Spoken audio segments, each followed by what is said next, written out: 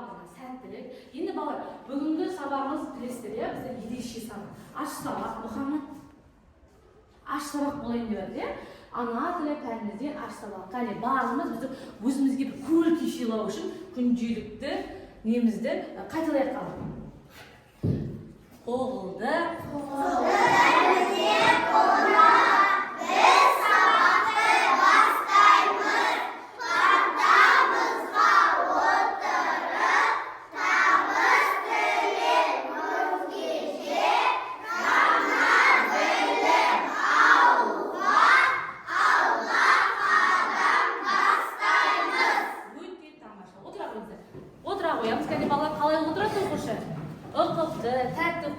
Енді балалар, бүгінгі сабаққа жеген көңіл күйіміз қандай? Бас бармақпен көрсетейікші. Қане, бас бармақпен бүгінгі көңіл күйге қалай? Мұхаммад, көңіл күйі қалай бүгін? Керемет па? Иә. Менің де көңіл күйім керемет.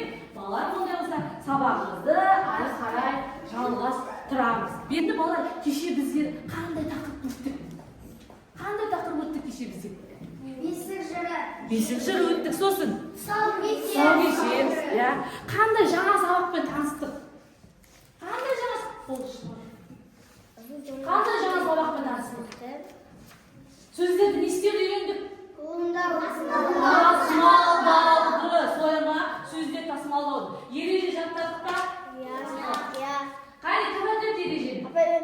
Санжақ тұрам, орнына тұрып айтады. Алтын орнына сырмай қалған сөзді буынға бөліп, сан басынан тасымалдаймыз. Не қояды? Сөзден кейін. Дефис, яғни сызық, сызықша. Жақсы. Сен шамалы сәл ұмытып қалып тұр, е, балалар? Келесі, кім айтады? Аялар, тұрақын. Маған қарайсыз. Даже жолда сенаған сөзді буынға бөліп. Не істейміз? Тасымалдаймыз. Және дефис қоямыз. Одан кейін біз айтасың. Дефис қоямыз. Өте жақсы, отырамын. Мұхаммад, тұрабы. Жазу жолына жол симаған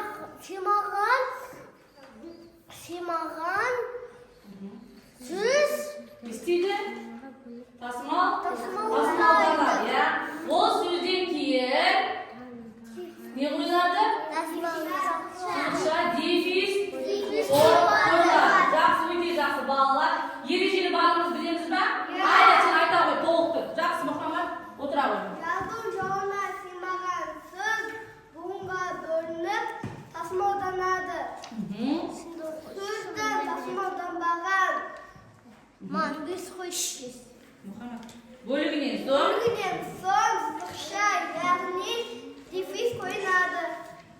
Жақсы, өте қане балалар үш жапалақ. Өте жақсы, ая, отыра. Жақсы балалар, сонымен біздер тасымал дегенді өттік, солай ма? Сол тасымалға байланысты қазір бірнеше тапсырмалар орындап жіберейік.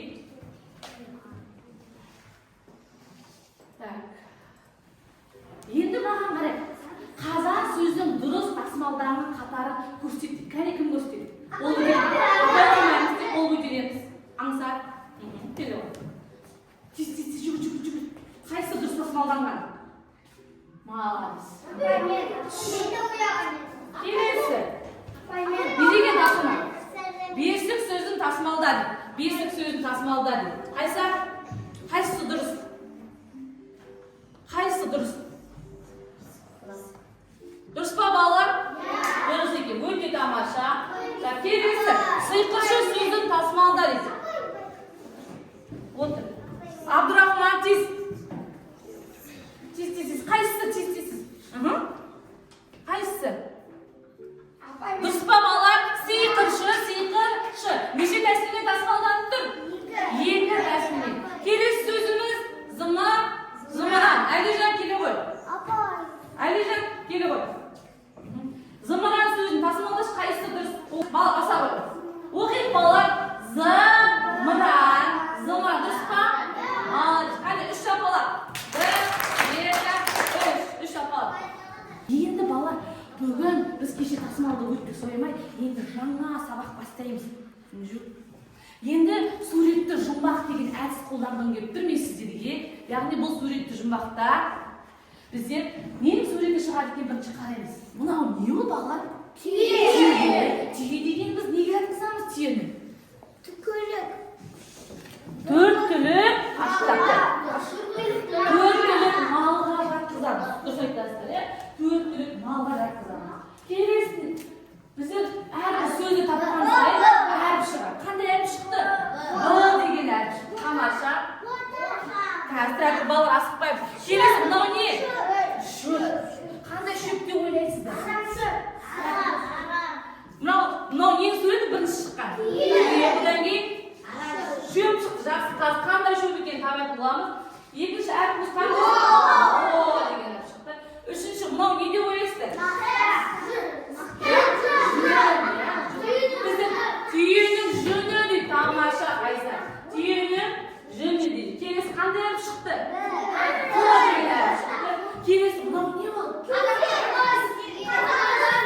Мынау айтпақ не? Сүт. Енді ненің сүті деп ойлаймыз? Сиыр ма? Енді қарай қандай сөз шықты? Мынаның бәріміз бері қараймыз келіп. Қолымызды қоямыз, аяғына. Қандай сөз шықты? Бүгінгі сабақта біздер бота деген тақырыппен танысатын боламыз. Енді қараңдар, мына сөздің барлығы түйеге қатысты. Бірінші түйе, одан кейін бала түйенің жейтін шөбі жантақ. Не зат? Жантақ. Мынау бала түйенің жүні. Түйенің жүні бала шуда деп аталады. Айтайықшы? Шуда. Түйенің жүні шуда деп аталады. Келесі балалар түйенің сүті. Түйенің сүті сіздер жаңа қамыз деп атсыздар. Қамыз емес балалар. Түйенің сүті шұбат. Дұрыс айтады, қамайды. Түйенің сүті шұбат. Енді балалар мына жерде түйенің баласы не деп атаймыз? Бота. Дұрыс айтасыздар. Түйенің төлін біздер бота деп атаймыз. Түсінікті ма? Мен мына жерде балалар қазір көріп қарасыздар. Түйенің жүнін алып келдім. Енді бұрынғы кезде біздің қыс мезгілінде бір салқын болады көріп тұрсыңдар, иә? Сол кезде аяғымыз жылы болсын, қолымыз жылы болсын деп ата-әжелеріміз осындай түйенің жүнінен, қойдың жүнінен, қолға кетіп қолғап, аяққа кетіп шұлық тоққан. Міне осы мынау түйенің жүні шуда деп аталады. Жақсы ма? Қазір сосын жақыннан қарайтын боламыз. Енді балалар, тыңдалым. Қалай отырамыз? Тыңдалым. Ботам, айналайын ботам, қандай күлкі жота, табандарың жалпақ, теріп жейсің жанта, иіліп тұр мойның, қандай екен ойның, тостағандай көзің, әдемсің өзің. Иә, бала, не туралы айтты? Бота. Өлең не туралы болды? Бота туралы болды, солай ма? Енді кітапқа қараймыз барлығымыз. Кітапқа қарай. Кітабымыздың 40-шы бетінде бота деген өлең берілген. Көрдіңдер ме? Бота деген өлең берілген. Енді балалар, біздер қазір осы өлеңді ұжыммен оқимыз бірінші, сосын тізбектей оқимыз. Түсінікті ғой? Ұжыммен кәне барлығымыз саусағымызды өлеңге қоямыз. Бастаймыз. 1, 2, 3. Айналайын ботам, қандай күлте жотам, табандарың жалпақ, теріп жейсің жанта. Бәріміз қосыламыз. Иіліп тұр мойның, қандай екен ойының, тостағандай көзің, әдемісің өзің. Балалар, не туралы өлең? Ботаны қалай сипаттайды? Қандай дейді бота? Көздері қандай дейді? Үлкен, үлкен. Табандары қандай дейді? Жалпақ. Не шөп дейді? Не жейді дейді? Қандай шөп? Шөптің атын айтқан ғой. Жантақ дейді. Тамаша, кеттік. Тізбектей оқимыз. Кәне, Расул баста. Тізбектей, қолымыз кітапта. Жаңғат. Екінші. Балғасы.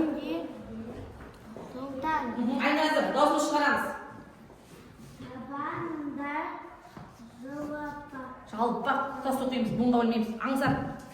Тері, жейсін, жанта. Аяла жалғастыр. Жүргізіп отырамыз. Үйлеп тұр. Мгм. Ойын. Мгм. Қайсар. Байды. Тұтас өтеміз. Мгм. Екел.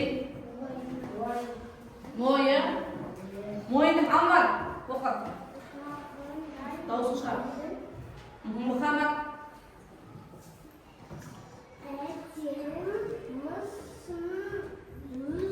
Жақсы. Әдемісің, өзің. Енді бірінші жолын қазір Отарбек Мұхаммад оқы. Бірінші куплетін оқы. Бірінші 4 жолын оқиды, жүргіземіз. Болмыс кітапта. Жүргіземіз балақай. Оқиды. Айналайын ботам, қандай ботам. Апам сарын апа. Досқан жалғастыр, екінші куплетін оқы. Еріп тұрған мойының қанбайды екен ойының тостағандай көзің әдемісің өзің. Осынан баста. Жүргіземіз қазір, қай жерде келген білмей қалғанда. Айналайын ботам. Жоқ. Ботам, Мариян жалғастыр.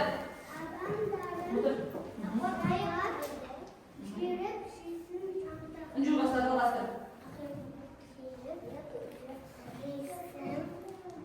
Әжеге иіліп. Тұр мойын. Оңға бөлмейміз, тұтас өтеміз. Қанбай. Қанбайды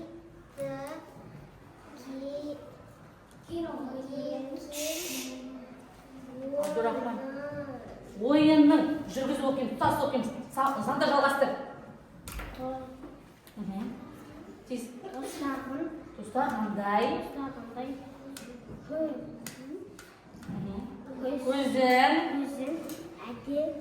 Көзің. Әдемісің, өзің. Аяғын баса. Айналайын ботам, қандай күлке жотам. Табандарын жалпақ. Екінші оқы. Дауысын шығар. Қанбайды екен ойының. Өзің. Әдемісің. Өзің. Да, өте жақсы балаққаны өзімізге от шашу. Аманша, керемет оқып шықтық. Оқыған кезде қалай оқимыз деді. Біз ана тіл сабағын оқып әліппе емес, сондықтан тұтас оқимыз. Буынға бөлмейміз. Тамаша, керемет. Енді балалар, түйенің қандай пайдасы бар деп ойлайсыздар? Түйенің қандай пайдасы бар? Абдурахман. Қандай пайдасы бар? Расул. Қыста оны сойып жүнін аласың. Жақсы, тағы да басқа. Тағы түйенің несінің қандай пайдасы бар? Әлиже? Қымыз. Қымыз еді. Сүтін не деп атаймыз? Шұбат. Сүтін шұбат дейді. Сойма? Жақсы, бәріміз бері қарайық. Қолымызды қоямыз, назарымыз менге. Мінсең түйе, мінсең көлік. Қайталаймыз кәне. Мінсең көлік, ішсең сусын. Бәріміз қайталаймыз. Үнжу. Жесең қорек, пайдалансаң өнім. Мінсең көлік деп тұрған бала, бұрынғы кезде машина болған жоқ, көлік болған жоқ. Сол кезде неге мінді? Атқа, түйеге мінді. Дұрыс айтасың, өте тамаша. Түйенің сүтін не деп атаймыз дедік? Шұбат деп атайды, иә? Түйенің сүті, шұбат, ол неге ұқсайды? Кәдімгі біздің сиырдың сүті сияқты, жаңағы жылқының сүті сияқты, түсі қандай? Ақ. Оны шөл қандыру үшін ішкен. Сойыр ма? Шөл қандыру үшін осы шұбатты ішкен. Енді жесең қорек дейді. Яғни етін не істейді оның? Етін не жейді? Біз жылқының етін, сиырдың етін жейміз, иә? Сол сияқты түйенің етін не қылған? Тамақ қылған. Иә? Ол да тамақ. Яғни қорек дегеніміз сол тамақ деген сөз. Келесі пайдалансаң өнім. Яғни осының барлығын пайдалансақ, біздер мысалы бір бизнес ашуымызға болады ғой. Шұбат сатсақ, сойыр ма? Оның етін сатсақ, қоймыз ба? Бір өнім ретінде шығарып, соны бір өзіміздің пайдамызға не істейміз? Жаратады екенбіз. Қане өзімізге іс апақ балалар керек. Енді балалар жазылым дәптерімізді ашамыз. Қаламызды қолымызды аламыз. Дәптерді көлбей қоямыз. Қане. Сосын жазамыз. Ол қандай дыбыс балалар? Дауысты да, дауыссыз да. Қай кезде дауысты болады? Кім айтады? Айла, қай кезде дауысты болады? Айтамын. Орнына тұрып. Қай кезде дауысты болады? Дауысты кезде. Толықтырып айтшы. Қайсы көзісіне көмектессін ал. Дауыстың қасында тұрса, Дауыссыз болады. дауыссыз болады. Дауыссыз болады. Дауыссыздың қасында тұрса, дауысты болады. Өте тамаша. Екеуіне де жақсы жылдыша берейін. Қалай тасымалданады дейді. Соны көрсет дейді. Бота деген сөздер. Қалай тасымалдаймыз?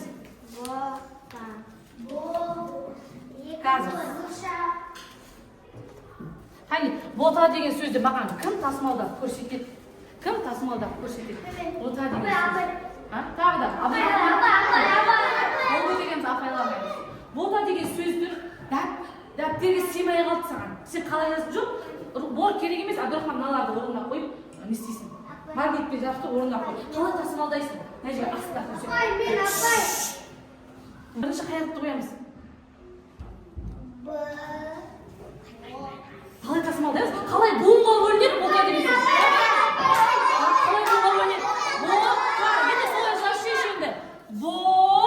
Сосын не қоямыз балалар бодан кейін? Бірінші буыннан кейін не қоямыз? Сызықша қоямыз, сосын ары қарай тұрамыз. Дұрыс па? Осылай тасымалдаймыз ба? Дұрыс, конечно, шапала.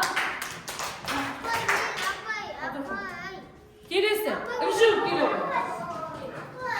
Үмжіп кел. Енді саған мен табан деген сөзді беремін.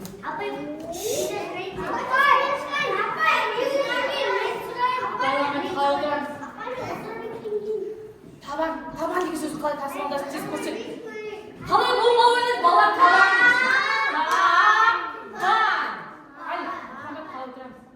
Табан. Жылжы табан, жылжы ысырады. Дұрыс па? Ары қарай тұрамын. Балалар дұрыс па? Қарайықшы.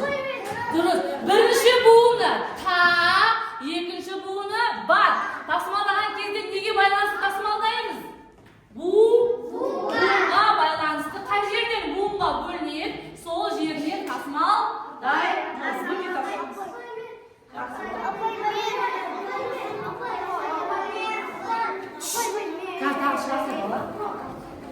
Енді балалар екінші жаттығуға қарай бәріміз күшті ғой.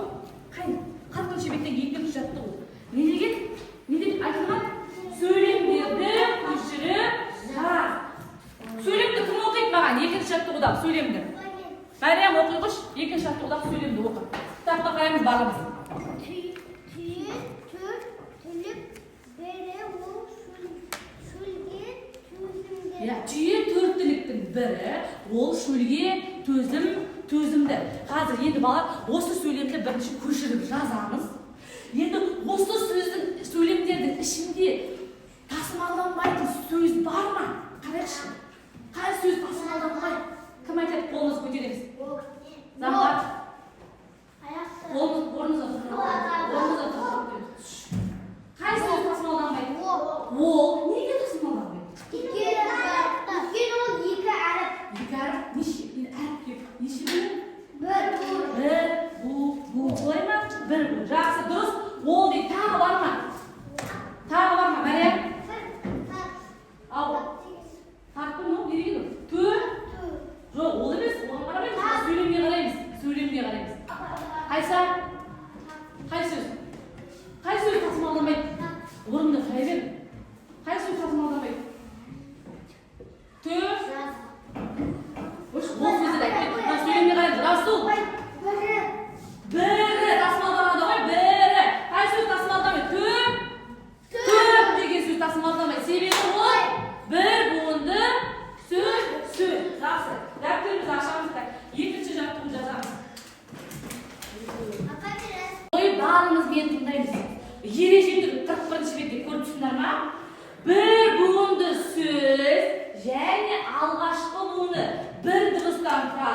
екі буынды сөздерді есте алмаймыз дедік.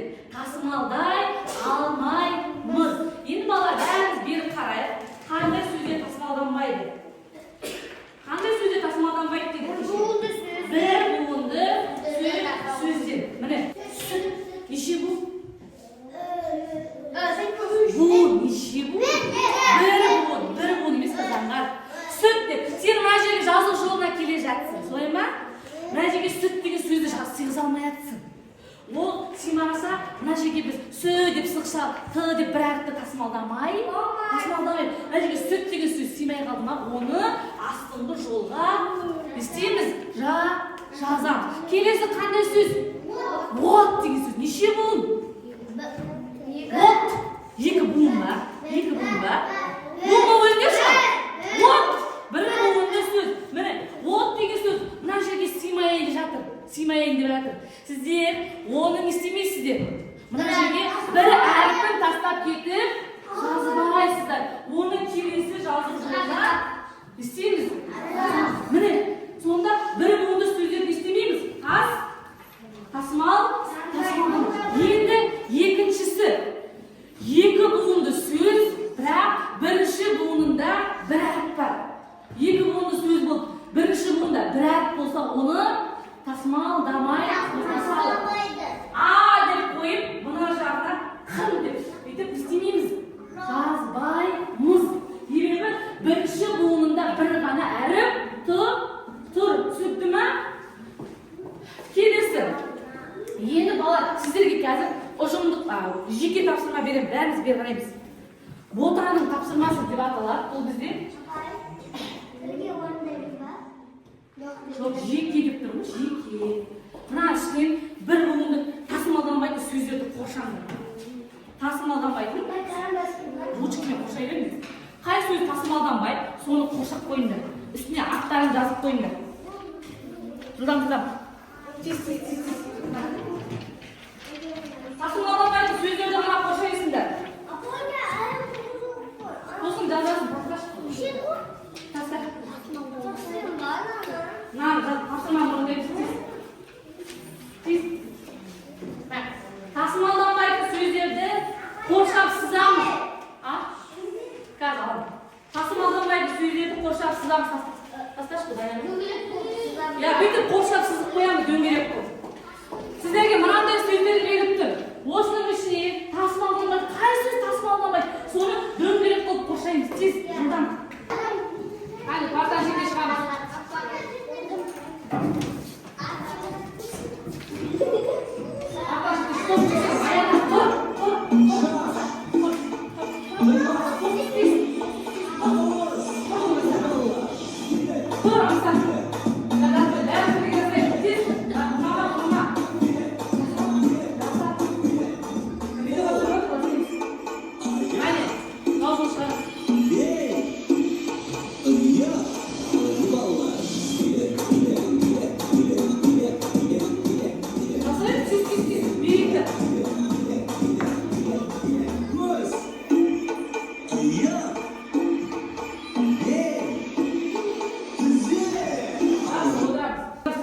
Енді балалар сіздерге жұптық жұмыс берем. Жұптық жұмысты білеміз ғой? Екі адам бірге мына жерге ботаға қараңдаршы. Ботаның үстінде көп ауыр жүкті. Отырамыз, болды, әкелмейміз, сосын тексеремін. Ботаның үстінде ауыр жүктір. Сол жүкті жеңілдету үшін қазір сіздерге тапсырма берем. Бәріміз бері қараймыз. Отыр.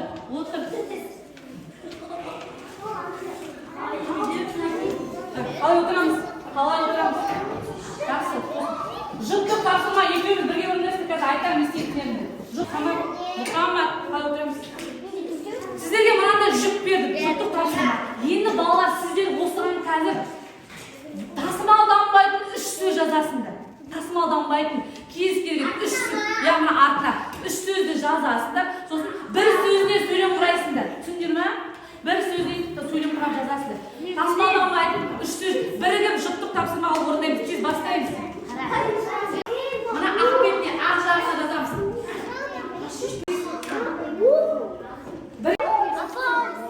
Болған оқушы бері қараймыз. Кім жазды? Оқи ғой, тұр, оқы. Тыңдаймыз бір-бірімізді. Сөзіңді оқы. оқы. Сүт. Волқа. Молодец, өте дұрыс. Келесі, Расул, оқи ғой. Аға мал су. Аға мал су. Тасымалдамай, өте дұрыс. Ая. Аға әже су, өте тамаша. Рас кім? Мұхаммад. Жақсы. Келесі. Орындарыңдар ма? Оқы. Оқы şimdi. Оқы. Қыз аға әже су. Жақсы, қайда? Өзімізге үш шапалақ. Бір, екі, денемізді көтереміз, бері қараймыз. Жаңа жұптық тапсырмаларды орындадық, сояна жеке тапсырма орындарында. Бүгінгі сабақта біздер қандай сөздерді өттік? Тасымалданатын, тасымалданбайтын сөздерді өттік. Енді бала қазір сіздерге мен болады, болмайды деген әдісті қолданғым келіп тұр. Мына белгіні білесіздер, болады деген белгі, мына белгі бізде болмайды деген белгі. Енді қазір мына жерде менде бірнеше жазу бар. Мен тәртіпті отқан, ұқыпты отқан, мадаммен сабаққа қатысып отқан оқушыларды өшеге шақырам. Сол оқушылар өшеге шығып, осы сөздің тасымалданатын немесе тасымалданбайтынын айтады. Түсінікті ме? Кәне, мен шақырғым келіп тұр Досханды. Кел. Ұқыпты, тәртіпті, ақылды оқушылар шақырам. Досхан, тез жүгір. Бір сөзді ал, оқы. Ал бір сөзді. Оқы. Дауысың шығар, былай қарап тұр. Не деген сөз? Жент. Ұста, тасымалдана ма, тасымалданбай ма? Мына белгіні көрсет. Тасымалдана ма, тасымалданбай ма? Тасымалданбай. Мынаны көрсетеміз. Тасымалданмаса, мына белгіні көрсетеміз. Егер тасымалданады десек, мынаны көрсетеміз. Түсінікті ме? Тасымалдана ма жент деген? Тасымалданбайды. Сонда мынау дұрыс па? Иә. Өте жақсы отырамын. Мен апай. Келесі. Ая, кел. Ұқыпты, тәртіпті, тыныш отыратын оқушылар келеді. Тез ал біреуін алып оқы. Алсайшы біреуін бол. Не деген сөз оқы? Әже. Ұста мынаны. Әже, тасымалдана ма, тасымалданбай ма? Не себепті тасымалданбайды? Бірінші буыны бір әріптен тұрады, иә? Өте тамаша. Өте тамаша. Аяңға. Отырамын. Келесі. Кел, Мұхаммад. Мұхаммад, тез жүгір. Оқы, не деген сөз? Ата, тасымалдана ма, тасымалданбай ма? Тасымалданбайды. Не себепті тасымалданбайды? Неге тасымалданбайды? Шарт па, сосын? Бірінші бұғыны қалып қояды солай ма? Өте жақсы, қайын. Апай мен. Келесі. Кел, Расул, кел оғы. Тез жүгір. Не деген сөз? Ауа. Тасымалданма, тасымалданбай ма? Тасымалданбай. Дұрыс па балалар? Дұрыс, иә? Өте жақсы отырамын. Кел, Аммар. Аммар, кел. Аммар, бұл жүр. Ұста. Не деген сөз? Сүт. Тасымалдана ма, тасымалданбай ма? Неге тасымалданбайды балалар? Сүт деген. Неге тасымалданбайды? Бір буынды сөз. Отыра ғой. Кел, Мәриям. Не деген? Өрі. Тасымалдана ма, тасымалданбай ма? Өрі. Тасымалдана ма? Тасымалданбай. Өте жақсы. Келесі. Қайсар, кел. Жүгір. Бұл ал бұрын. Не деген? Оқсеш. Не деген? От. Тасымалдана ма, тасымалданбай ма? Тасымалданбайды. Неге тасымалданбайды? От себебі бір буынды сөз. Болды балалар тасымалданбайды. Бүгінгі сабақта біз балалар қандай сөздермен таныстық? Қалай отырамыз? Тасымалданбайды сөздермен танысты. Жақсы. Енді балалар қазір бүгінгі сабақты қалай олып сіздерге ұнады ма? Ұнаса қараңдар. Бүгінгі сабақ ұнады маған десеңіздер, кәне сіздерге мынандай қыстырғыш берем. Сол қыстырғышты мына жерге әкеліп бүйтіп қыстырамыз. Ұнамаса, жоқ апай орташа ұнады маған десе, сарырақ қыстырамыз. Түсінбедім мен десеңіздер. Ал вообще маған мүлде ұнамады десеңіздер, қызыл түсті мына смайликке қыстырасыңдар. Жақсы ма? Бәріне беру. Расул. Бәріңе берем деймін. Ажыр апам. Осман. Дәйлеп қыстыра береміз. Дәйлеп қыстырамыз. Қане, дәлмен. Мына жер бүйтіп басасыңдар ғой бүйтіп. Бірі-бірден асықпай, болғандарымыз отыра береміз. Жаймен бала. Астына қарай, астына да қыстырсаңдаршы, астына, міне. Асты жағына қыстырыңдар.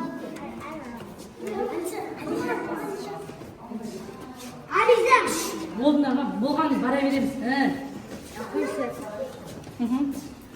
Бүгінгі сабақ түсінікті болды ма? Иә! Қандай тақырыпты өттік біз?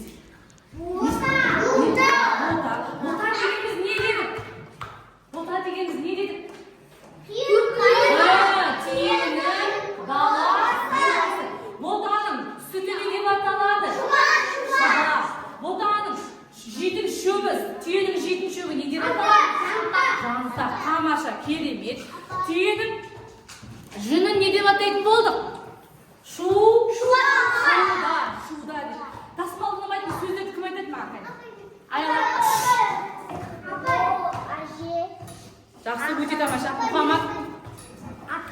Ата өте тамаша. Расул. Аға. Жақсы. Қайса? Іні. Молодец. Мұхаммад. Бір-бірімізді қайталамайды. Аммар. Жақсы бала. Өте жақсы. Осымен біз